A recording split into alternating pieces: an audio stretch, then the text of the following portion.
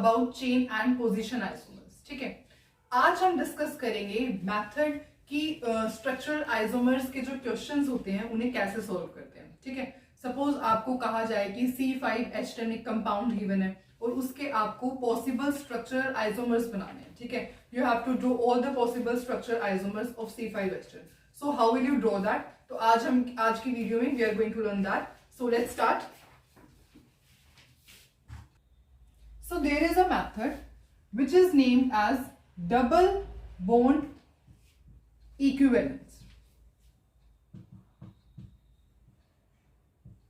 ठीक है, in this method double bond equivalence, actually this method is used to solve the problems regarding structural isomers. ठीक है, problems जो होती है, जो numericals होते हैं, problems of structural isomerism, उनको सॉल्व करने के लिए मेथड होता है। इस मेथड को जो है हम डिग्री ऑफ अनसैचुरेशन भी कहते हैं, डिग्री ऑफ अनसैचुरेशन, और इसका अदर नेम होता है hydrogen deficiency index. Hydrogen deficiency index. ठीक है, तो दे थ्री रिजेंबल द सेम। ठीक है, तो डबल बॉन्ड इक्विवेलेंस जो होता है वो किस लिए यूज होता है? Regarding the problems of structural isomerism. कुछ प्रॉब्लम्स जो न्यूमेरिकल्स होते हैं स्ट्रक्चरल आइसोमर्स के बेस पे, उस को सॉल्व करने के लिए हम डबल बॉन्ड इक्विवेलेंस का मेथड यूज करते हैं। डिग्री ऑफ अनसैचुरेशन भी से कहते हैं, represented as DU, and hydrogen deficiency index that is HDI। ठीक है, ये तीनों की तीनों जो है मतलब सेम ही है। तो डिग्री ऑफ अनसैचुरेशन कह दो या हाइड्रोजन डेफिशिएंसी इंडेक्स कह दो या डबल बॉन्ड इक्विवेलेंस कह दो, तो ये सारे के सारे सेम ही है। तो अब हम स्टडी करेंगे डबल बॉन्ड इक्विवेलेंस के मेथड को कैसे यूज करते हैं। तो ये जो डबल बॉन्ड इक्विवेलेंस होता है या DU या फिर HDI जो होता है, इसको कैलकुलेट करने के हमारे पास दो फॉर्मूलेज होते हैं। एक तो होता है जो DU है वो होता है पाई बॉन्ड प्लस में रिंग, नंबर ऑफ रिंग्स। ठीक है, ऐसे कि यहां पे लिखो नंबर ऑफ रिंग्स। तो एक आप जो है पाई बॉन्ड प्लस में नंबर ऑफ रिंग्स जो है एक मेथड होता है DU को कैलकुलेट करने का। जो सेकंड मेथड होता है वो है, आप ऐसे भी कैलकुलेट कर सकते हो DBE को, that is sum of n v-2 upon में 2 प्लस में 1। ठीक है, या फिर और आप एक और मेथड यूज कर सकते हो, DBE is equals to C plus 1 minus h/2। अब इनको देखते हैं। सबसे पहले अगर आपको एक गिवन स्ट्रक्चर है, सपोज ऐसे ये आपको गिवन स्ट्रक्चर है, इसके अंदर आपको DU की वैल्यू कैलकुलेट करनी है, तो कैसे कैलकुलेट करोगे? DU की क्या वैल्यू है? Pi bond. अब इस स्ट्रक्चर के अंदर पाई बॉन्ड तो है नहीं, प्लस में नंबर ऑफ रिंग्स, कितने रिंग है? 1 है, तो देयरफॉर DU की वैल्यू क्या हो जाएगी स्ट्रक्चर के लिए? 1। ठीक है, सपोज अब आपको इस स्ट्रक्चर के अंदर DU की वैल्यू कैलकुलेट करनी है, you have to calculate the value of DU in this structure. तो कैसे डिग्री ऑफ अनसैचुरेशन की वैल्यू इस स्ट्रक्चर में कैसे कैलकुलेट करेंगे? पाई बॉन्ड, कितने नंबर ऑफ पाई बॉन्ड्स है? कैसे होता है? DU is equals to pi bond plus में नंबर ऑफ रिंग्स, प्लस में नंबर ऑफ रिंग्स। ठीक है, pi bond, how many pi bonds? 1 2 3, 3 pi bonds, plus में नंबर ऑफ रिंग कितने हैं? एक ही रिंग है, देयरफॉर 1, तो DU की वैल्यू कितनी हो जाएगी? 4। ठीक है, इस तरीके से हम जो है ये वाला मेथड यूज करते हैं to find value of DU in these kind of structures. अभी हम और भी क्वेश्चन सॉल्व करेंगे रिगार्डिंग दिस।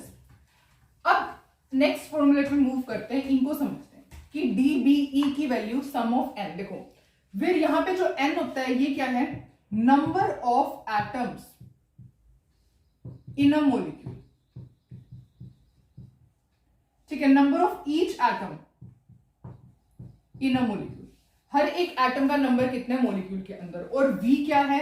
वैलेंसी होती है, वैलेंसी ऑफ ईच एटम। तो valency of each atom, V क्या होती है? Valency of each atom. Suppose आपको क्वेश्चन गिवन है कि C5H10 है, C5H10 के अंदर आपको DB की वैल्यू कैलकुलेट करनी है। Calculate value of DBE in C5H10।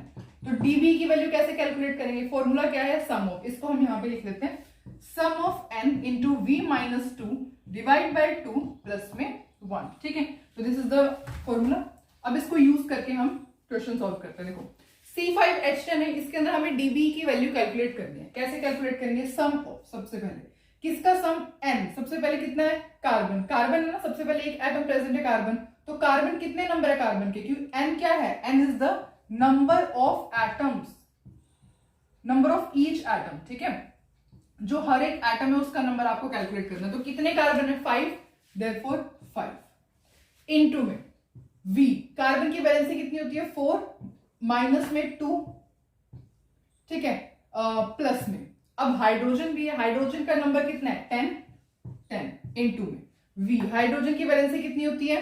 Hydrogen की वैलेंसी 1, माइनस में 2, डिवाइड बाय में 2, प्लस में 1। अब इसे सॉल्व करते हैं। देखो, that is 5 into 2 minus 10 divide by 2 plus 1।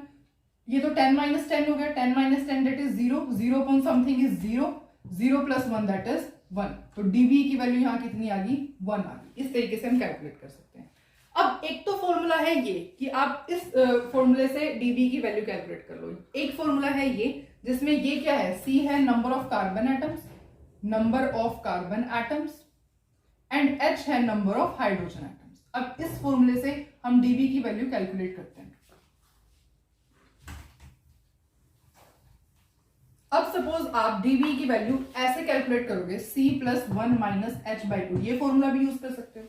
Number of carbon atoms कितने हैं? 5, 5 प्लस 1 माइनस हाइड्रोजन कितने हैं? 10, 10 divide by 2 that is 6 minus 5 that is 1। DB की वैल्यू यहां से भी कितनी आएगी? 1। तो आप दोनों मेथड में से, एक तो ये वाला है sum of n into v minus 2 divide by 2 plus 1, और एक ये वाला है C plus 1 minus H by 2। इन दोनों मेथड से कोई भी आपको जो सुटेबल मेथड लगे, कोई भी आपको इजी मेथड लगे, तो आप वो यूज कर सकते हो to find the value of DB. ठीक है, आप ये वाला मेथड भी यूज कर सकते हो C plus 1 minus H upon 2, और आप ये वाला मेथड भी यूज कर सकते हो। एक्चुअली ये वाला मेथड थोड़ा इजी है, तो आई विल प्रेफर कि आप ये वाला मेथड यूज करो। ठीक है, तो अब हम कुछ क्वेश्चंस ट्राई करते हैं।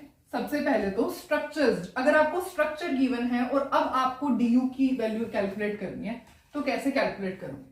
तो सबसे पहले कुछ क्वेश्चंस ट्राई करते हैं। Now we will going to try this questions. ठीक है, सबसे पहले डीयू की वैल्यू, डीयू की वैल्यू क्या होती है? हम यहाँ पे फॉर्मूला लिख सकते हैं, DU is equals to pi bond plus में नंबर ऑफ रिंग्स। ठीक है, इस फॉर्मूले को यूज करके हम इन स्ट्रक्चर्स की जो है DU, degree of unsaturation, calculate करेंगे। यहाँ पे नंबर ऑफ पाई बॉन्ड्स कितने हैं? नंबर ऑफ पाई बॉन्ड्स 1 है, प्लस में कोई रिंग प्रेजेंट है, तो रिंग कोई प्रेजेंट नहीं है, देखो डीयू की वैल्यू क्या आ जाएगी? डायरेक्ट 1। यहाँ पे देखते हैं, इस पूरे स्ट्रक्चर में कोई पाई बॉन्ड प्रेजेंट नहीं है, सबके सब सिंगल बॉन्ड है, सिग्मा बॉन्ड है, देखो। ठीक है, रिंग कितने हैं? 1 है, देयरफॉर डीयू की वैल्यू कितनी हो जाएगी? 1। अब यहाँ पे देखते हैं, देखो DU is equals to pi bond कितने हैं? 1, देयरफॉर 1, प्लस में रिंग कितने हैं? 1, तो 1 प्लस 1 दैट इज 2, तो डीयू की वैल्यू कितनी हो जाएगी? 2। ठीक है, यहाँ पर पाई बॉन्ड कितने हैं? 1, 1, प्लस में रिंग कितना है? 1, 1, 1 प्लस 1 2, देयरफॉर डीयू की वैल्यू कितनी हो जाएगी? 2। ठीक है, अब स्ट्रक्चर के अंदर देखते हैं, ये कितने हैं? पाई बॉन्ड, यहाँ पे पूरे स्ट्रक्चर के अंदर कोई पाई बॉन्ड नहीं है, पर क्या है? 2 रिंग्स हैं, देयरफॉर डीयू की वैल्यू कितनी हो जाएगी? 2। इस तरीके से हम डीयू की वैल्यूज को कैलकुलेट कर सकते हैं। अब इन क्वेश्चंस के अंदर डिग्री ऑफ अनसैचुरेशन की वैल्यू कैलकुलेट करते हैं। नंबर ऑफ पाई बॉन्ड्स, कोई भी पाई बॉन्ड्स नहीं है, 2 रिंग है, देयरफॉर डीयू की वैल्यू कितनी हो जाएगी? डायरेक्ट 2। यहाँ पे अच्छा, एक्चुअली इसमें ना पाई बॉन्ड्स ऐसे करो, क्योंकि ये वाला क्वेश्चन तो हमने अभी सॉल्व किया था ना, देयरफॉर इसको ऐसे करो। अब देखते हैं, नंबर ऑफ पाई बॉन्ड्स कितने हैं? 1 2 3 4 5 5 पाई बॉन्ड्स, प्लस में नंबर ऑफ रिंग कितने हैं? 1 2 2, देयरफॉर इसकी वैल्यू कितनी हो जाएगी? 7। ठीक है, अब ये देखते हैं, नंबर ऑफ पाई बॉन्ड्स कितने हैं? 1 2। जब ट्रिपल बॉन्ड होता है तो एक बॉन्ड क्या होता है? सिग्मा बॉन्ड, और जो 2 बॉन्ड्स होते हैं वो क्या होते हैं? Pi bond. ठीक है, तो ये ट्रिपल बॉन्ड है, तो एक क्या है? सिग्मा बॉन्ड है, पर हमें तो नंबर ऑफ पाई बॉन्ड्स देखने हैं, तो 1 2 2 पाई बॉन्ड्स है, और कोई रिंग तो प्रेजेंट ही नहीं है। ठीक है, ओके, नाउ हियर यहाँ पे कितने हैं? 2 पाई बॉन्ड्स हैं, और यहाँ पर भी एक पाई बॉन्ड है, तो 2 प्लस 1 3 पाई बॉन्ड्स, प्लस में रिंग कितनी है? 1, देयरफॉर 1, 3 प्लस 1 दैट इज 4, तो यहाँ पे डिग्री ऑफ अनसैचुरेशन की वैल्यू कितनी हो जाएगी? 4। अब यहाँ पे 1 एक पाई बॉन्ड, 1 2 3 4, तो 4 तो पाई बॉन्ड्स प्रेजेंट है, एंड 1 2 2 रिंग्स हैं, तो 4 प्लस 2 दैट इज 6, तो यहाँ पे ड्यू की वैल्यू कितनी हो जाएगी, डिग्री ऑफ अनसैचुरेशन की वैल्यू 6। इस मेथड को यूज करके that is DU is equals to number of pi bonds plus number of rings से आप कैलकुलेट कर सकते हो डिग्री ऑफ अनसैचुरेशन की value in different kind of structures. ठीक है, अब हमने ये तो वैल्यू कैलकुलेट करना सीख लिया। अब हम एक आप नोट करके ऐसे लिखोगे, क्योंकि अब हम जो क्वेश्चन सॉल्व करने वाले हैं वो कुछ इस टाइप के क्वेश्चन सॉल्व करने वाले हैं। सपोज आपको क्वेश्चन आता है right all possible structure isomers, possible structural isomers of C5H10। तो सपोज ये क्वेश्चन आता है कि right all possible structural isomers of C5H10। तो इस क्वेश्चन को आप कैसे सॉल्व करोगे, इसके लिए हम जो है कुछ नोट करेंगे, उसके बाद हम इस टाइप के 3 to 4 क्वेश्चंस को सॉल्व करेंगे। ठीक है, देखो सबसे पहले अगर DBE की वैल्यू आती है 1, अगर DBE की वैल्यू आती है 1, इसका क्या मतलब है, ईदर 1 डबल बॉन्ड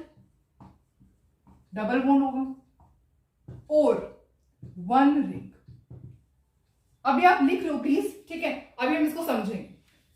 अगर DBE की वैल्यू आती है 2, इसका मतलब है ईदर 2 डबल बॉन्ड्स, ऐसे लिखो 2 डबल बॉन्ड्स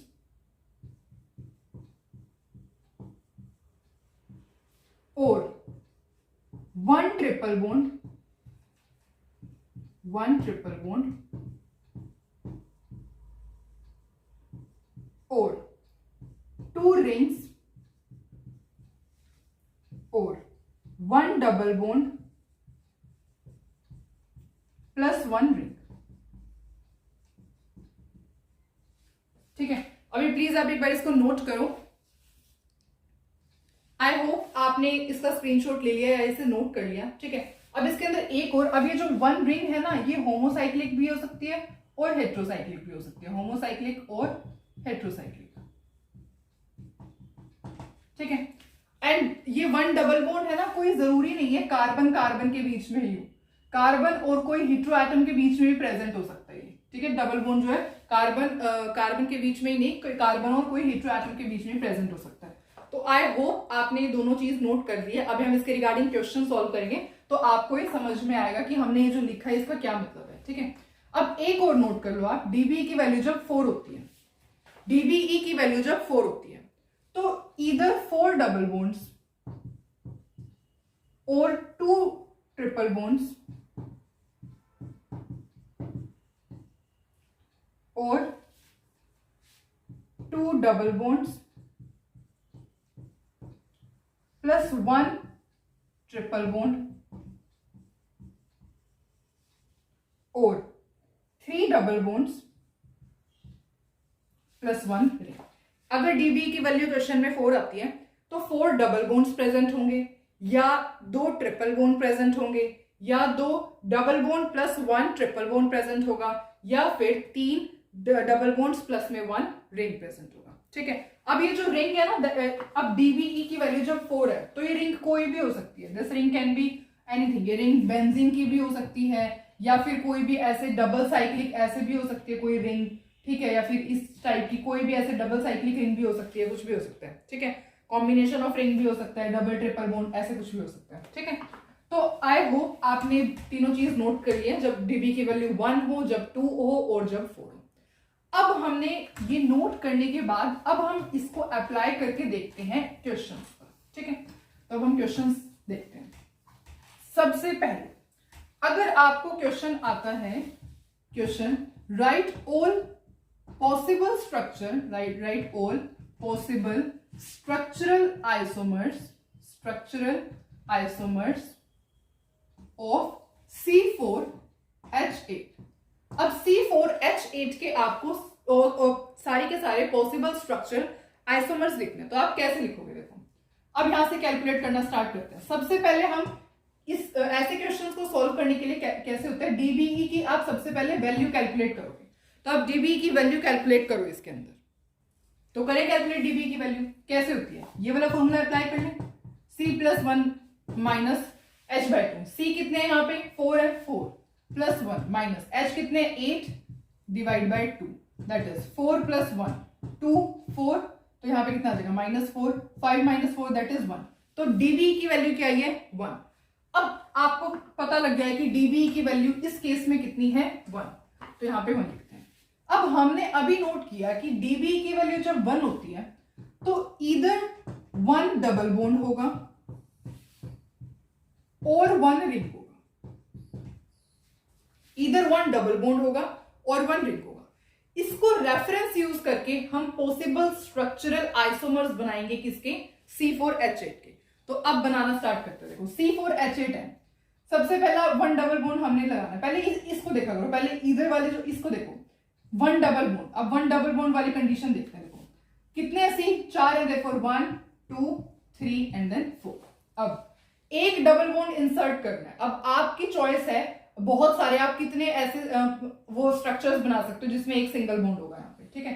तो अब ये 4 ये C4 है। अगर मैंने यहाँ पे डबल बॉन्ड लगा दिया, अब देखते हैं हाइड्रोजन सेटिस्फाई हो रहे हैं, 8 होने चाहिए 1 2, ठीक है, यहाँ पे यहाँ पे यहाँ पे यहाँ पे यहाँ पे यहाँ पे, ठीक है। तो 1 2 3 4 5 6 7 8, तो हाइड्रोजन सेटिस्फाई हो रहे हैं। तो ये क्या है, ये एक स्ट्रक्चर बन गया आपका। इस स्ट्रक्चर को हम क्या कहते हैं, ब्यूटीन। इस स्ट्रक्चर को ब्यूटीन कहते हैं, ठीक है। सेकंड पे मूव करते हैं। अभी आपने डबल बॉन्ड यहां इंसर्ट किया है, अब आप डबल बॉन्ड यहां इंसर्ट करके देखो कैसे करोगे, ऐसे। एक स्ट्रक्चर ये भी हो सकता है, ठीक है। अब हाइड्रोजन सेटिस्फाई करके देखो कितने हैं, यहाँ एक तो है ही, तो 1 2 3, यहाँ पे 1 2 3 है तो 4 1 2 3 4 1 2 3 4, तो 1 2 3 4 5 6 7 8, ये भी हो सकता है एक पॉसिबल स्ट्रक्चर, ठीक है। तो ये क्या है, ये ब्यूट 2इन। स्ट्रक्चर का नाम क्या है, ब्यूट 2इन। 4 कार्बन है, सेकंड पोजीशन पे डबल बॉन्ड है, तो देयरफॉर ब्यूट 2इन। तो 2 स्ट्रक्चर हो गए। अब अगर आप सोच रहे हो कि एक स्ट्रक्चर ऐसा बन जाएगा, तो ये और इस स्ट्रक्चर में डिफरेंस ही क्या है, ये दोनों स्ट्रक्चर तो सेम है। मैं यहाँ पे ऐसे कर देती हूँ सो दैट थोड़ा स्पेस हो जाएगा, CH यहाँ पे लिख देती हूँ।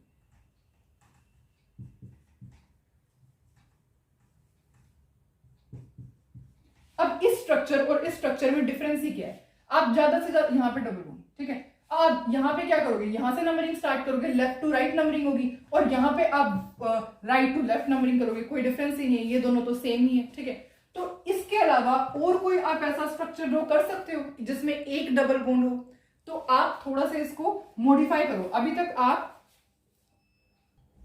तो अब आप इसको थोड़ा मॉडिफाई करो। अब तक आप स्ट्रेट चेन बना रहे हो, अब आप ब्रांच चेन बना करके देखो। तो अगर आप ऐसे बनाते हो, अब डबल बॉन्ड आप कहां इंसर्ट करते हो, अगर आपने डबल बॉन्ड यहां इंसर्ट किया है तो भी ये सेम ही हो जाएगा, कुछ भी नहीं है। आपने यहाँ पे लॉन्ग, ये और ये बिल्कुल सेम है, ठीक है। इसका मतलब फिर हमने डबल बॉन्ड यहां इंसर्ट करना पड़ेगा। तो अब ये करके देखो, क्या ये अगर मैं इसको ऐसे लिख देती हूँ तो ये और ये सेम हो जाएगा, ठीक है। तो इसमें भी कोई डिफरेंस नहीं हुआ। इसका मतलब हमें क्या करना पड़ेगा, हमें करना पड़ेगा कि ऐसे,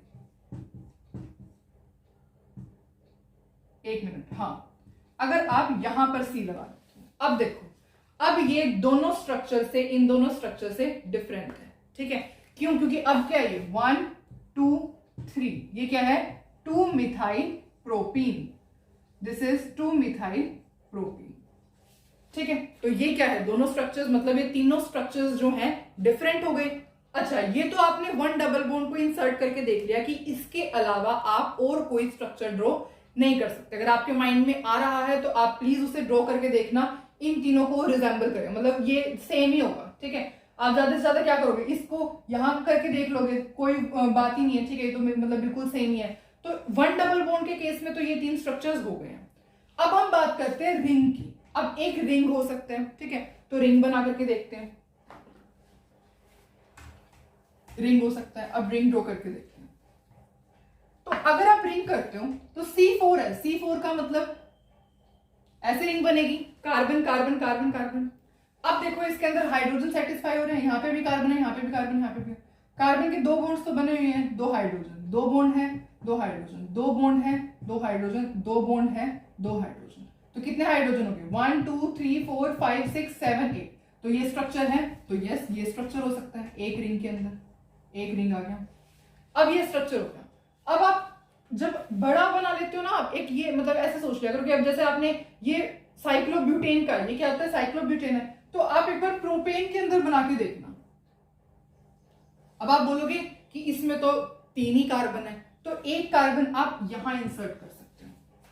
अब आप सेटिस्फाई करके देखो वैलेंसी। देखो इस कार्बन के 2 बॉन्ड तो है ही, तो 2 हाइड्रोजन होगी। इस कार्बन के भी 2 बॉन्ड है, 2 हाइड्रोजन होगी। ये हाइड्रोजन है। इस कार्बन के 1 2 3 3 बॉन्ड है, यहाँ पे हाइड्रोजन होगी। इस कार्बन की यहाँ पे। अब हाइड्रोजन कैलकुलेट करो। 1 2 3 4 5 6 7 8। तो ये स्ट्रक्चर भी बन सकता है। ठीक है, तो इस स्ट्रक्चर को हम कैसे रिप्रेजेंट कर सकते हैं? ऐसे।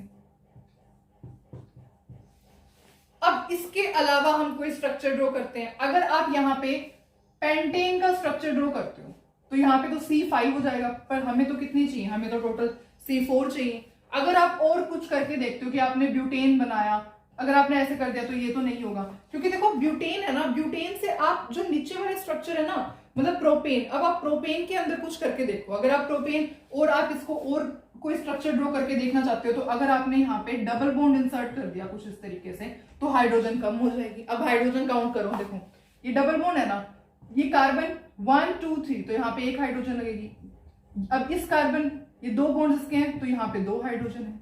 इस कार्बन पे 1 2 1 2 3 4, ये तो हाइड्रोजन कंप्लीट है। तो अब हाइड्रोजन कितनी होगी? 1 2 3 4 5 6।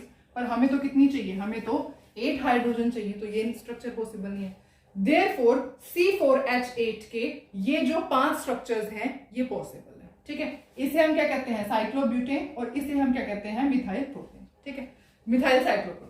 तो इस तरीके से अगर आपके माइंड में और कोई स्ट्रक्चर आ रहा है कि आप और भी कोई ऐसे पॉसिबल आइसोमर करके देख सकते हो, तो आप प्लीज ट्राई करना। इन 5 स्ट्रक्चर्स के अलावा आपको कोई स्ट्रक्चर और ऐसा नहीं दिखेगा जो कि इनसे डिफरेंट होगा। ठीक है, तो देयरफॉर C4H8 के जितने भी पॉसिबल स्ट्रक्चर आइसोमर्स हैं वो आपने ड्रॉ कर दिए। 1 2 3 4 5, टोटल 5 स्ट्रक्चर पॉसिबल आइसोमर्स हैं किसके?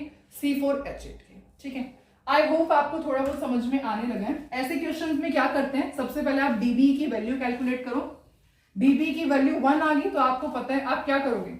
अब डीबी की वैल्यू यहाँ पे 1 आई थी, इसका मतलब क्या है? 1 डबल बॉन्ड, इधर 1 डबल बॉन्ड होगा या फिर 1 रिंग होगा। तो आप जितने ऐसे बहुत सारे स्ट्रक्चर्स बना के देखो जिनमें एक ही डबल बॉन्ड इंसर्ट करो। बहुत सारे स्ट्रक्चर्स ऐसे बना के देखो जिसके अंदर एक ही रिंग हो, पर उनको मॉडिफाई करके देखो। ठीक है, तो इस मेथड से जो है हम बहुत सारे आइसोमर बना सकते हैं। तो C4H8 के तो टोटल 5 ही पॉसिबल आइसोमर्स पॉसिबल है। ठीक है, अब हम C4H6 के देखते हैं। C4H6 के पॉसिबल स्ट्रक्चरल आइसोमर्स बना के देखते हैं। सबसे पहले क्या करेंगे? डीबी की वैल्यू कैलकुलेट करेंगे। डीबी की वैल्यू कैसे कैलकुलेट करेंगे? 4 + 1 - 6 / 2। तो ये क्या है?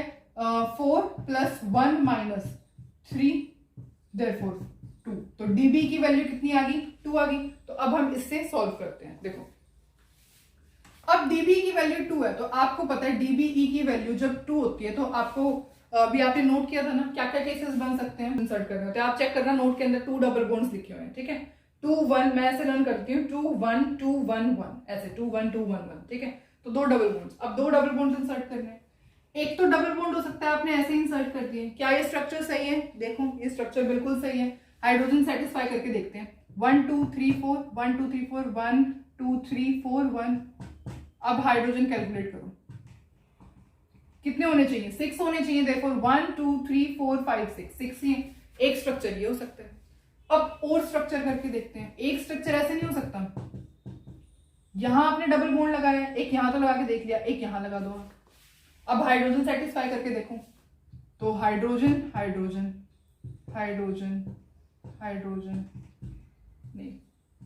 अब देखो 1 2 3 4 5 6, यहां पर भी ये स्ट्रक्चर भी पॉसिबल है।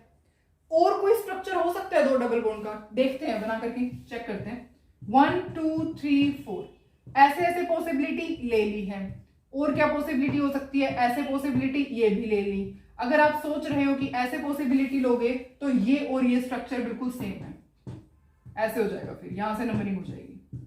ठीक है, तो ये और ये स्ट्रक्चर में कोई डिफरेंस नहीं है। देयरफॉर दो डबल बॉन्ड्स के अंदर तो इतने ही स्ट्रक्चर्स होंगे, दो डबल बॉन्ड्स में दो ही स्ट्रक्चर हो सकते हैं। अब नेक्स्ट पॉसिबिलिटी के अंदर आते हैं, एक ट्रिपल बॉन्ड हो, तो एक ट्रिपल बॉन्ड को देखते हैं, एक ट्रिपल बॉन्ड में कितने बनेंगे, थर्ड, 1 2 3 4, एक ट्रिपल बॉन्ड है, यहाँ पे इंसर्ट कर दें, हाइड्रोजन सेटिस्फाई करके देखें, 6 हाइड्रोजन होने चाहिए। देखो इसके कितने, एक हुए 1 2 3 4, इसके सेटिस्फाई है 1 2 3 4, यहाँ पे 1 2 3, तो हाइड्रोजन कितने 1 2 3 4 5 6, ये स्ट्रक्चर पॉसिबल है। C4 है, H6 है, एक ट्रिपल बॉन्ड है, ठीक है।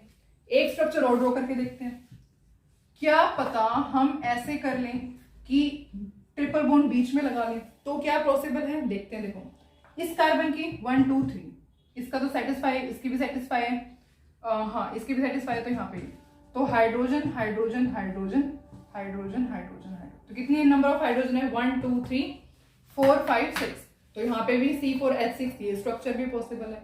और कोई स्ट्रक्चर हो सकता है जिसमें एक ट्रिपल बॉन्ड प्रेजेंट हो, देखते हैं ड्रॉ करके,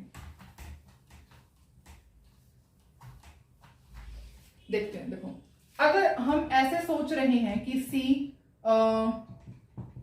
ये तो हमने ले लिया क्योंकि इसमें और इसमें कोई डिफरेंस नहीं है, एक ही ट्रिपल बॉन्ड लगाना है, ये भी हमने ले लिया, बस और कोई स्ट्रक्चर नहीं बनेगा जिसमें ट्रिपल बॉन्ड हो, तो दो पॉसिबिलिटी के तो 4 स्ट्रक्चर हो गए। अब सेकंड पॉसिबिलिटी पे आते हैं, दो रिंग्स हो, दो रिंग्स को मतलब एक ही जॉइंटेड रिंग होना चाहिए, तो कैसे हो सकते हैं दो रिंग्स, देखो दो रिंग्स के अंदर अगर आप देखोगे तो C4 है, C4 ऐसे लगाया हमने, अब इसी के अंदर दो रिंग बनाने हैं, इसके अंदर दो रिंग कैसे करोगे, इसको कट कर दोगे, तो इसी के अंदर दो रिंग हो गए। अब देखते हैं, सबसे पहले हाइड्रोजन सेटिस्फाई हो भी रहे हैं इसके अंदर, देखो इस कार्बन की वैलेंसी 1, दो बॉन्ड बना रखे इस कार्बन ने, तो हाइड्रोजन दो हाइड्रोजन हो जाएंगे, इस कार्बन के अंदर एक दो बॉन्ड तो है, तो यहाँ पे दो हाइड्रोजन हो जाएंगे, इस कार्बन के अंदर नहीं, दो हाइड्रोजन क्यों है, यहाँ पे एक दो तीन बॉन्ड है ना कार्बन के, तो एक हाइड्रोजन होगा, यहाँ पे 1 2 बॉन्ड तो है कार्बन के, तो यहाँ पे दो हाइड्रोजन हो जाएंगे, यहाँ पे 1 2 3 1 2 3, तीन बॉन्ड है, देखो यहाँ पे एक हाइड्रोजन, तो हाइड्रोजन कैलकुलेट करते हैं 1 2 3 4 5 6 हाइड्रोजन है, देयरफॉर ये स्ट्रक्चर भी पॉसिबल है, ऐसा दो रिंग्स, ठीक है। आपने C4 बनाया, ब्यूटेन बनाया, उसको आपने दो रिंग्स कैसे ऐसे ही बना सकते हो, क्या पॉसिबिलिटी है, अगर आप ऐसे सोच रहे हो तो इस ये और ये सेम ही है, ये दोनों बिल्कुल सेम है, ठीक है। अगर आप ऐसा कुछ सोच रहे हो कि आप प्रोपेन बना के ऐसा कुछ सोच रहे हो, तो ये दोनों सेम है, ठीक है। तो दो रिंग्स के अलावा इसके अलावा और कोई स्ट्रक्चर पॉसिबल नहीं है, ठीक है। अगर आप पेंटेन को देख रहे हो तो पेंटेन के अंदर ऐसे होगा, तो यहाँ पे C5 हो जाएगा, पर हमें तो C4 चाहिए। और आप प्रोपेन के अंदर कुछ ट्राई करके देख रहे हो, तो प्रोपेन को अगर आप डबल, तो ऐसे तो नहीं हो सकता, क्यों, क्योंकि हमें कार्बन से 4 चाहिए, ठीक है, तो ये नहीं हो सकता। तो इसके अलावा और कोई दो रिंग्स वाला पॉसिबल नहीं होगा स्ट्रक्चर, ये पॉसिबिलिटी भी हो गई है। अब नेक्स्ट पॉसिबिलिटी देखते हैं, एक रिंग हो और एक डबल बॉन्ड हो। अब ये देखते हैं 6, एक रिंग पहले ये लेते हैं और एक डबल बॉन्ड हो, देखते हैं हाइड्रोजन 1 2 3 4 1 2 3, और ये 1 2 3 1 2 3 4 5 6 हो गया हाइड्रोजन सेटिस्फाई, देयरफॉर इसका ये स्ट्रक्चर भी हो सकता है। अब जब आपने ब्यूटेन बनाया तो आप इनसे लोअर वाले बना के देखो, कौन से, प्रोपेन बना के देखो, प्रोपेन के अंदर आप ऐसे कर दो, ये कार्बन बन गया, ठीक है। अब आप क्या करो, एक रिंग तो आपने बना दी, एक डबल बॉन्ड भी, एक डबल बॉन्ड सबसे पहले आप ऐसे भी इंसर्ट कर सकते हो यहाँ पे, तो देखते हैं, देखो एक की हाइड्रोजन कितनी आएगी, यहाँ पे तो दो ही हाइड्रोजन आएगी, यहाँ पे भी दो ही हाइड्रोजन आएगी, यहाँ पे कार्बन है तो 1 2 3 4, अच्छा इसके तो बॉन्ड्स कंप्लीट ही हैं। अब इस कार्बन के 1 2 3 4, अब देखो 1 2 3 4 5 6, तो हमने पहले काउंटिंग में गलती की थी हाइड्रोजन की, तो देयरफॉर ये क्या हो जाएगा, एक आपका स्ट्रक्चर ऐसे भी हो सकता है। अब आपने एक रिंग एक डबल बॉन्ड लेना है, तो अगर इस डबल बॉन्ड को अंदर भी तो इंसर्ट कर सकते हैं, ऐसे करके देखो, अगर आपने डबल बॉन्ड यहां इंसर्ट कर दिया, अब देखो यहाँ पे कार्बन की 4 वैलेंसी होती है, तो 1 2 3 बॉन्ड तो बना रखे हैं, तो यहाँ पे हाइड्रोजन 1, यहाँ पे 1 2 2 बॉन्ड तो बने हुए हैं, हाइड्रोजन यहाँ पे कितने हो जाएंगे 2, यहाँ पे कार्बन की 1 2 3 4 सारी वैलेंसी सेटिस्फाई है, यहाँ पे भी 3, ठीक है। तो अब देखते हैं 1 2 3 4 5 6, देयरफॉर कार्बन 6 है, सॉरी हाइड्रोजन 6 है, हाइड्रोजन 6 ही होने चाहिए, तो ये स्ट्रक्चर भी पॉसिबल है।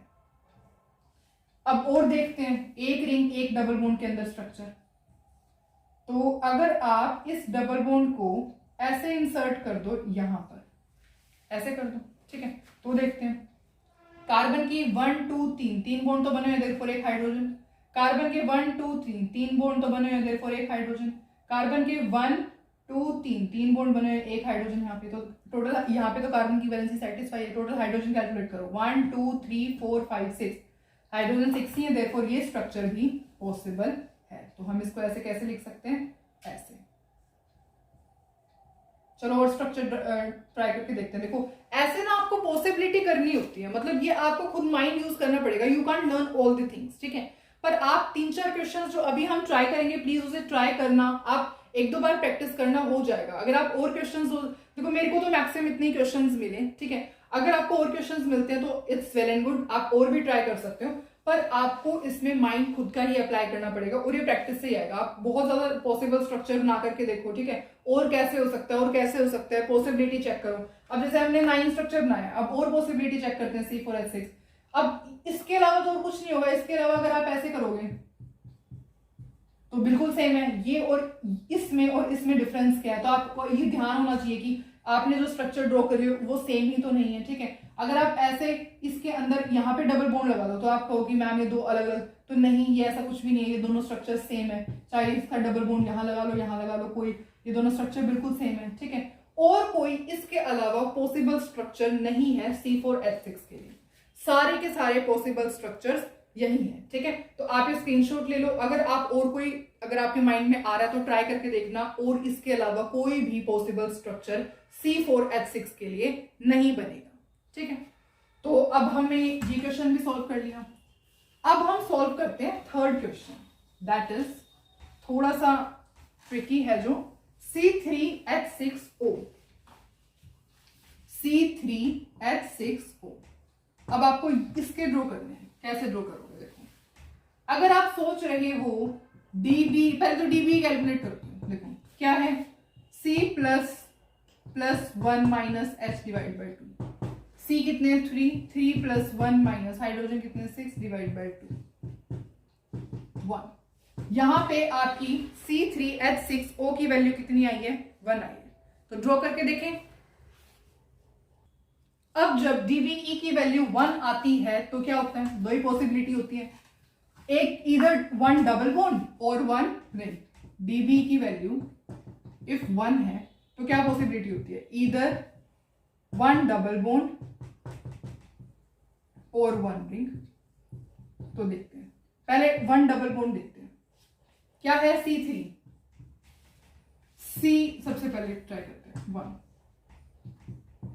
C3H6O। अब यहां पे सपोज आपने OH इंसर्ट कर दिया, O भी बाहर लगा दिया, H भी। अब देखते हैं कैसे हो सकता है, ठीक है।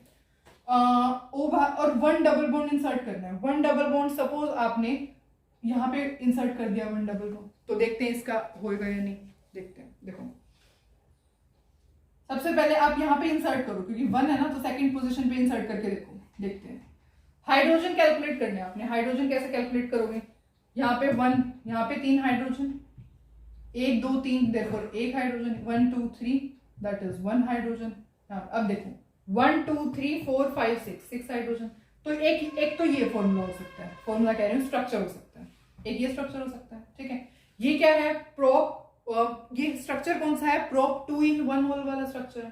प्रोप क्या है यहाँ पे, प्रोप सेकंड 1 2, सेकंड पोजीशन पे प्रोप 2 in, और फर्स्ट पोजीशन पे क्या है, स्ट्रक्चर का नेम क्या है, प्रोप 2 in 1 हो, ठीक है। अब और कुछ ट्राई करके देखते हैं, 1 2 3। अब एक बार O आपने बाहर ले लिया, एक बार O बाहर ले लिया, एक बार आप अंदर लेकर के देख लो। आप ऐसे कर लो कि आपने क्या किया, ऐसे करके देख लो क्या ये बनेगा क्या, ठीक है। अब देखते हैं इसको। सबसे पहले इसकी आप क्या करो, वैलेंसी सेटिस्फाई करके देखो। तो अब इस स्ट्रक्चर के अंदर डबल बॉन्ड भी इंसर्ट करना है, तो डबल बॉन्ड यहां लगा दिया आपने, ठीक है। तो अब हाइड्रोजन देखो 1 2 3, ऑक्सीजन 1 2 3 4 1 2 4 5 6, ठीक है। तो यहाँ पे अब सबकी वैलेंसी सेटिस्फाई है, ठीक है। तो देखो अब क्या है, ये हाइड्रोजन 3 है और हाइड्रोजन 3 है, तो यहाँ पे क्या है, एक ये स्ट्रक्चर भी पॉसिबल है। ठीक है, अब थर्ड स्ट्रक्चर देखते हैं। थर्ड स्ट्रक्चर आप ऐसे भी कर सकते हो, अगर आपने यहाँ पे डबल बॉन्ड लगा दिया, क्योंकि डबल बॉन्ड सिर्फ कार्बन कार्बन के बीच में थोड़ी हो सकता है, कार्बन ऑक्सीजन के बीच में भी हो सकता है, हमने स्टडी किया था। अब आपने डबल बॉन्ड सपोज यहाँ इंसर्ट कर दिया, तो अब आप हाइड्रोजन की सेटिस्फाई करके देखो, ये हाइड्रोजन, यहाँ पे हाइड्रोजन 1 2 3 4, अब देखो 1 2 3 4 5 6, एक स्ट्रक्चर ये भी हो सकता है। ठीक है, और क्या स्ट्रक्चर हो सकता है और देखते हैं। अगर हम डबल सी ऐसे बीच में इंसर्ट कर दें, इसको सी डबल बॉन्ड ओ बीच में इंसर्ट करते हैं। ठीक है, तो अब हम देखते हैं, डबल बॉन्ड हमने ऑक्सीजन के साथ लगा दिया, अब हाइड्रोजन 1, देखो ऐसे 1 2 3 1 2 3, तो ये क्या बन गया 3 + 3 6 हाइड्रोजन, C3H6O, ये भी स्ट्रक्चर एक पॉसिबल है। ठीक है, तो अब सबसे पहले देखते हैं कि हमने किया क्या है। हमने ये जो 4 स्ट्रक्चर्स ड्रॉ करे हैं, इनके अंदर हमने क्या किया है, पहले ये देखते हैं। देखो सबसे पहले हमें ना डबल बॉन्ड इंसर्ट किया था, डबल बॉन्ड इंसर्ट करना है। अब हमें पता है कि डबल बॉन्ड कार्बन कार्बन के बीच भी हो सकता है, कार्बन ऑक्सीजन के बीच भी हो सकता है। तो पहले कार्बन कार्बन के बीच में इंसर्ट करके देखते हैं। आपने कार्बन कार्बन के बीच में इंसर्ट किया, इसको ऐसे लिख लो CH3, इसको भी CH ऐसे लिख लो। ठीक है, अब आपने कार्बन कार्बन के बीच में डबल बॉन्ड इंसर्ट कर दिया, फिर रह गई ऑक्सीजन, तो ऑक्सीजन आपने बाहर इंसर्ट कर दी। ठीक है, सेकंड स्ट्रक्चर के अंदर भी आपने कार्बन कार्बन के अंदर डबल बॉन्ड किया है, पर ऑक्सीजन अब आप यहाँ पे अंदर भी है। इसके अलावा और कोई स्ट्रक्चर तो नहीं बन सकता कार्बन कार्बन के बीच में डबल बॉन्ड का। ठीक है, या तो यहीं आएगा या फिर यहीं आएगा, क्योंकि 3 ही कार्बन है। जब 3 कार्बन है तो आप यहाँ तो डबल बॉन्ड यहाँ लगाओगे या डबल बॉन्ड यहाँ लगाओगे, बस। इसके अलावा तो कोई स्ट्रक्चर नहीं बन सकता। देखो 2 स्ट्रक्चर तो ये होगी कार्बन कार्बन के, जब आप डबल बॉन्ड बना सकते हैं। अब बात आती है डबल बॉन्ड होना बिटवीन C एंड O के बीच में बना के देखो। तो एक बार C को बाहर लगा के देख लो, उसके बीच में डबल बॉन्ड बना दो, और एक बार C और O को बीच में डबल बॉन्ड बना दो, तो एक स्ट्रक्चर ऐसा हो गया, एक स्ट्रक्चर ऐसा हो गया, दोनों ही C3H6O है। ठीक है, तो इसके अलावा ये वाली कंडीशन तो और कोई सेटिस्फाई नहीं कर सकता स्ट्रक्चर। 4 स्ट्रक्चर हो गए जिसके अंदर एक डबल बॉन्ड है बिटवीन, मतलब कार्बन कार्बन के बीच में, कार्बन ऑक्सीजन के बीच में। अब रिंग देखते हैं, रिंग क्या है, C3H6, C3 है सबसे पहले, तो कार्बन मैंने क्या कर दिया, C3 के लिए साइक्लोप्रोपेन की रिंग बना दी। अब बात रह गई ऑक्सीजन की, तो ऑक्सीजन सपोज आपने बीच में इंसर्ट कर दी, यहीं पे आपने ऑक्सीजन इंसर्ट कर दी, ऑक्सीजन ऐसे इंसर्ट कर दी। अब अगर आपने अंदर ऑक्सीजन इंसर्ट किया तो एक C यहां रह गया, तो देख ऐसे हो गया। अब आपने ऐसा स्ट्रक्चर बनाया तो यहाँ पर चेक करते हैं कि ये सही है या नहीं। H6 होने चाहिए, यहाँ पे कार्बन, यहाँ पे 2 हाइड्रोजन आ जाएंगे, यहाँ पे 1 2 3 एक हाइड्रोजन आ जाएगा, यहाँ पे 3 हाइड्रोजन आ जाएंगे, तो 1 2 3 4 5 6, देयरफॉर ये क्या है, सब सेटिस्फाई है, देयरफॉर ये स्ट्रक्चर भी पॉसिबल हो सकता है। अब एक और स्ट्रक्चर ड्रॉ करके देखते हैं। अब हमने क्या किया, C को हम बाहर निकालेंगे, C को बाहर इंसर्ट करवाएंगे। कैसे, ऐसे ऑक्सीजन। अब हमने यहां इंसर्ट, अभी हमने अंदर इंसर्ट करवाया था, अब हमने बाहर इंसर्ट करवा दिया। कार्बन 3 ही है, देखते हैं। देखो यहाँ पे कार्बन कितने हैं, 1 2 दैट इज 2 आएंगे हाइड्रोजन, यहाँ पे हाइड्रोजन 2 आएंगे, यहाँ पे हाइड्रोजन 1 आएगा, यहाँ पे हाइड्रोजन 1 आएगा। तो अब देखते हैं 1 2 3 4 5 6, देयरफॉर कार्बन 3 है, ऑक्सीजन 1 है, हाइड्रोजन 6 है, ये स्ट्रक्चर भी पॉसिबल है। ठीक है, अब हम और स्ट्रक्चर ड्रॉ करके देखते हैं। तो अब 7 स्ट्रक्चर ऐसे करते हैं कि हमने क्या किया, ऑक्सीजन कार्बन और को सब में ही रिंग में ले लिया। 3 कार्बन हो गए, 3 कार्बन हो गए, 1 ऑक्सीजन हो गया, सबको रिंग में ले लिया हमने। ठीक है, क्या ये स्ट्रक्चर पॉसिबल है। हाइड्रोजन देखते हैं, हाइड्रोजन यहाँ पे 2 आएंगे, यहाँ पे भी हाइड्रोजन 2 आएंगे, यहाँ पे भी हाइड्रोजन 2 आएंगे, और यहाँ पे ऑक्सीजन तो 2 वैलेंसी होती है, तो 2 सेटिस्फाई है। तो हाइड्रोजन कैलकुलेट करो, 1 2 3 4 5 6, देयरफॉर ये स्ट्रक्चर भी पॉसिबल है। क्या और कोई स्ट्रक्चर पॉसिबल है, तो इन स्ट्रक्चर्स के अलावा और कोई भी स्ट्रक्चर इसके लिए पॉसिबल नहीं है। ठीक है, तो ये क्या हो, ये C3H6O के लिए जितने भी पॉसिबल स्ट्रक्चरल आइसोमर हैं, ये सब ये। ठीक है, first, second, third, fourth, fifth, sixth, 7। तो आप क्या किया करो, आप DBE पहले कैलकुलेट करो, फिर आप देखो 1 है तो आप सारी पॉसिबिलिटीज चेक करो। अब ये क्या था, ये आपको थोड़ा मुश्किल लग रहा होगा, बिकॉज यहाँ पे C, यहाँ पे O भी आ गया। अगर बाय चांस सी और एच होते तो कर भी लेते, जब अगर ओ भी आ गया, अब ओ आ गया तो आप क्या करो, पहले आप ओ को बाहर निकालो, उसके बाद नेक्स्ट स्ट्रक्चर में ओ को अंदर लो, ठीक है। उसके बाद आप कार्बन और ऑक्सीजन के बीच में डबल बॉन्ड लगाओ, पहले ऑक्सीजन को बाहर लगा के और उसके बाद ऑक्सीजन को अंदर इंसर्ट करके। उसके बाद आप क्या करो, ऑक्सीजन को एक बार अंदर लो, एक बार ऑक्सीजन को बाहर लो, उसके अलावा और कोई स्ट्रक्चर नहीं बनेगा। उसके बाद क्या करो, सी और ऑक्सीजन, कार्बन और ऑक्सीजन को एक ही स्ट्रक्चर के अंदर ले लो, जैसे कि ये हो सकता है, ठीक है। तो these are the possible structural isomer of C3H6O, इस तरीके से आप बना सकते हैं, ठीक है। अब हम नेक्स्ट क्वेश्चन ट्राई करते हैं। आई होप आपको थोड़ा थोड़ा समझ में आ रहा है, ठीक है।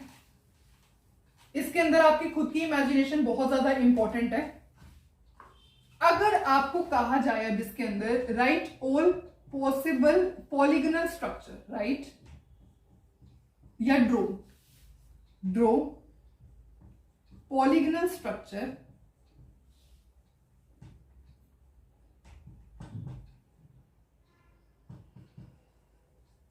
ऑफ आइसोमर ऑफ C5H10, जितने भी पॉसिबल पॉलीगनल स्ट्रक्चर हैं आपको C5H10 के वो ड्रॉ करने हैं। तो अब आप वो कैसे ड्रॉ करोगे तो हम देखते हैं। देखो, सबसे पहले पॉलीगनल स्ट्रक्चर का क्या मतलब होता है, साइक्लिक स्ट्रक्चर। इसका मतलब क्या है, आपने सिर्फ साइक्लिक स्ट्रक्चर ड्रॉ करने हैं। जितने भी साइक्लिक स्ट्रक्चर है ना C5H10 के, वो ड्रॉ करने हैं। तो अब हम ट्राई करते हैं। C5 है तो सबसे पहले तो यही हो जाएगा एक, ठीक है। अब हाइड्रोजन देखते हैं, दो हाइड्रोजन, दो हाइड्रोजन, दो हाइड्रोजन, दो हाइड्रोजन, दो हाइड्रोजन। आपको पता है ना हाइड्रोजन कैसे करते हैं। देखो, कार्बन, यहाँ पे कार्बन है, कार्बन की चार वैलेंसी होती है टोटल, ठीक है। तो 1 2 3 4, देयरफॉर कार्बन यहाँ पे है, दो बॉन्ड बना रखे हैं, दो और बनाएगा। कार्बन यहाँ पे दो बॉन्ड बना रखे हैं, दो और बनाएगा। कार्बन यहाँ पे दो बॉन्ड बना रखे हैं, दो और बनाएगा। कार्बन यहाँ पे दो बॉन्ड बना रखे हैं, दो और बनाएगा, ठीक है। इस तरीके से हो सकता है। तो एक तो स्ट्रक्चर ये हो गया, सेकेंड स्ट्रक्चर। अब पेंटेन बनाया आपने, साइक्लोपेंटेन। अब आप, मैंने क्या कहा था, जब पेंटेन तो आप लोअर वाले बना के देखा करो, अब आप ब्यूटेन बनाओ, ऐसे करके देख लो। अब देखो हाइड्रोजन कितनी है, 1 2 3 4 5 6 7 और ये 8 9 10 हो गया हाइड्रोजन। देयरफॉर एक ये स्ट्रक्चर हो सकता है। अब एक और स्ट्रक्चर बना के देखते हैं हम। अब इसके अलावा तो ब्यूटेन के अंदर नहीं बनेगा। अब साइक्लोप्रोपेन लेते हैं, साइक्लो, क्योंकि साइक्लिक ही बनाने, देखो साइक्लोप्रोपेन लेने हम, साइक्लो। अब यहाँ पे साइक्लोप्रोपेन है, अब लेकिन मेरे को तो दो और कार्बन चाहिए, क्योंकि यहाँ पे 3 कार्बन है, मेरे को दो और कार्बन चाहिए। तो मैं ऐसे कर सकती हूँ, एक कार्बन ये, एक कार्बन ये, ठीक है। तो ऐसे कर सकते हैं हम। अब देखते हैं हाइड्रोजन, कार्बन ये दो बॉन्ड यहाँ पे बना दिए, दो बॉन्ड यहाँ पे, तो देयरफॉर दो हाइड्रोजन यहाँ पे। कार्बन ने दो बॉन्ड यहाँ बना दिए, दो हाइड्रोजन। कार्बन ने 3 बॉन्ड यहाँ बना दिए, एक हाइड्रोजन। कार्बन ने दो बॉन्ड यहाँ बना दिए, दो हाइड्रोजन। और यहाँ पे CH3। देखते हैं 1 2 3 4 5 6 7 8 9 10, देयरफॉर ये स्ट्रक्चर भी पॉसिबल है, ठीक है। तो ये ऐसे हो सकता है। अब एक और देखते हैं, क्या मैं इसी स्ट्रक्चर के अंदर ऐसे लिख सकती हूँ। बात तो सेम ही है, हमने यहाँ पे एक ही कार्बन पे दो कार्बन अटैच कर दिए थे। यहाँ में हमने एक कार्बन पे ये वाला कार्बन पे टोटल कार्बन कितने, 1 2 3 4 5, तो 5 ही कार्बन चाहिए हमें, 5 कार्बन तो है। अब देखते हैं हाइड्रोजन कितने हैं। तो कार्बन ये 1 2 3, तो देयरफॉर एक हाइड्रोजन। यहाँ पे दो हाइड्रोजन आएंगे, यहाँ पे 1 2 3, देयरफॉर एक हाइड्रोजन। यहाँ पे CH3, यहाँ पे भी CH3। हाइड्रोजन कैलकुलेट करो, 3 4 5 6 7 8 9 10, देयरफॉर ये स्ट्रक्चर भी पॉसिबल है। अब और स्ट्रक्चर ड्रॉ करके देखते हैं। अब अगर आपको ऐसे ड्रॉ किया जाए कि आप एक ही उस पे दो कार्बन अटैच करते हैं, तो ये स्ट्रक्चर भी हो सकता है। देखते हैं कार्बन कितने हैं, 1 2 3 4 5 कार्बन तो है। हाइड्रोजन देखते हैं, देखो यहाँ पे CH3 है, यहाँ पे भी CH3 है। यहाँ पे कार्बन की वैलेंसी 1 2 3 4 सेटिस्फाई है, तो यहाँ पे कोई हाइड्रोजन नहीं आएगा, ठीक है। अब देखते हैं यहाँ पे दो हाइड्रोजन आएंगे, यहाँ पे भी दो हाइड्रोजन आएंगे। तो 3 + 3 6 7 8 9 10, देयरफॉर ये स्ट्रक्चर भी पॉसिबल है, ठीक है। अब और स्ट्रक्चर ट्राई करके देखते हैं। अब अगर आप ऐसे सोच रहे हो कि आपने एक ऐसे लगा दिया, यहाँ पे एक ऐसे लगा दिया, तो इसमें और इसमें कोई डिफरेंस नहीं है, दोनों सेम स्ट्रक्चर है। अब अगर आप ऐसे सोच रहे हो कि हमने यहाँ पे इंसर्ट किया, हम यहाँ पे इंसर्ट कर देते हैं, तो इन दोनों में कोई डिफरेंस नहीं है। या फिर आप ऐसे सोच रहे हो यहाँ पे इंसर्ट कर देते हैं, तो इन दोनों में भी कोई डिफरेंस नहीं है, ठीक है। अब सिमिलरली ये अगर आप इसको यहां लगाना सोच रहे हो, यहां लगाना सोच रहे हो, तो ऐसा कुछ नहीं है, सारे स्ट्रक्चर सेम ही है। ऐसे लिख लो, चाहे आप ऐसे लिख लो, चाहे आप ऐसे लिख लो, तीनों स्ट्रक्चर सेम ही है।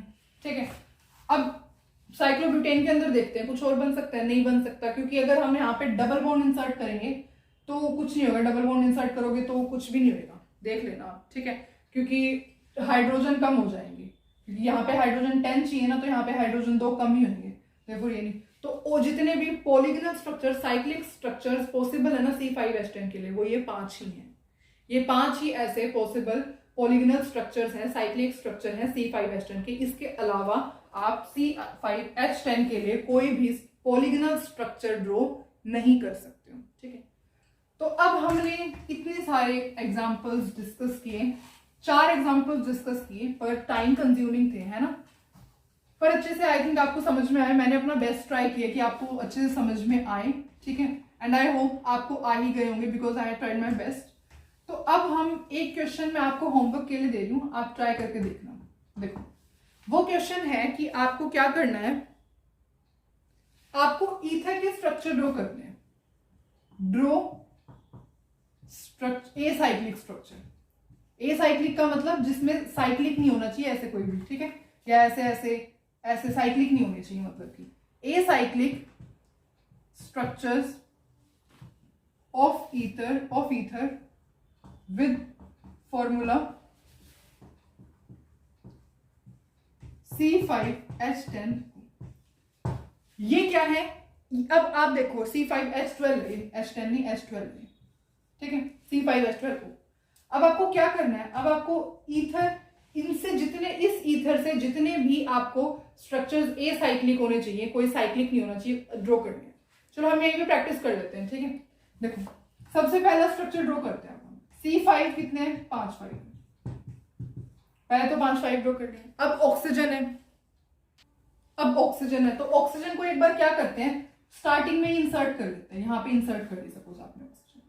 हाइड्रोजन देखते हैं, 1 2 3 4 1 2 1 2 3 4 1 2 3 4 1 2 3 4 1 2 3 4। हाइड्रोजन कितने, 1 2 3 4 5 6 7 8 9 10 11 12। तो ये स्ट्रक्चर सही है। एक तो ये स्ट्रक्चर हो सकते हैं, कैसे, ऐसे स्ट्रक्चर हो सकते हैं। दूसरा स्ट्रक्चर ड्रॉ करके देखते हैं। अब अगर आप इस ऑक्सीजन को क्या करो, इसके बाद इंसर्ट कर दो, ऐसे ऐसे इंसर्ट कर सकते हो। अब हाइड्रोजन देखते हैं, 1 2 3 1 2 3 4 5 6 7 8 9 10 11 12। तो ये स्ट्रक्चर भी हो सकता है। तो एक स्ट्रक्चर हो गया ये, ठीक है, ऐसा स्ट्रक्चर भी हो सकता है। नाउ हम थर्ड स्ट्रक्चर देखते हैं। अब 2 स्ट्रक्चर तो हो गए हैं, अब हम नेक्स्ट स्ट्रक्चर का ट्राई करते हैं। अब नेक्स्ट स्ट्रक्चर क्या हो सकता है, अगर आप ऐसे सोच रहे हो कि आप यहां पे इंसर्ट कर दोगे, तो इस स्ट्रक्चर में, अच्छा ऐसे हो सकता है, देखते हैं, ट्राई करके देखते हैं। इस स्ट्रक्चर में और इस स्ट्रक्चर में कोई डिफरेंस नहीं है, फिर ये दोनों स्ट्रक्चर बिल्कुल सेम है। यहाँ पे राइट साइड में 3 कार्बन है, यहाँ लेफ्ट साइड में 3 कार्बन है, यहाँ राइट साइड में, लेफ्ट साइड में 2 कार्बन है, कुछ भी डिफरेंस नहीं है, तो ऐसे भी नहीं हो सकता।